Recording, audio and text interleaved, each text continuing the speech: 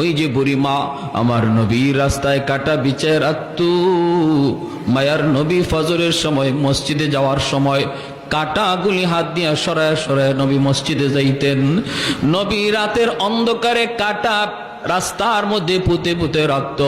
একদিন সর্বপ্রথম যেদিন নবী বুঝতে পারেন নাই, ওই দিন নবীর পায়ের তালা থেকে 40টা বিষাক্ত কাটা নবী বের করছেন। এরপরে রাতে নবী সতর্ক হইয়া মসজিদে যান। সতর্ক হইয়া কাটাগুলি সরাইয়া আমার নবী, রহমতের নবী, সরওয়ারে দু জাহান, তিনি মসজিদে যান কাটাগুলি সরায়া। একদিন আমার নবী দেখেন রাস্তায় কাটা নাই। নবী জিজ্ঞেস করেন, আজকে রাস্তায় কাটা নাই কেন? মানুষজন কয়, হুজুর আপনার প্রতি যেই মহিলা কাটা বেচাইতো সে অসুস্থ, বিছানায় পড়া, এজন্য আজকে রাস্তায় কাটা নাই।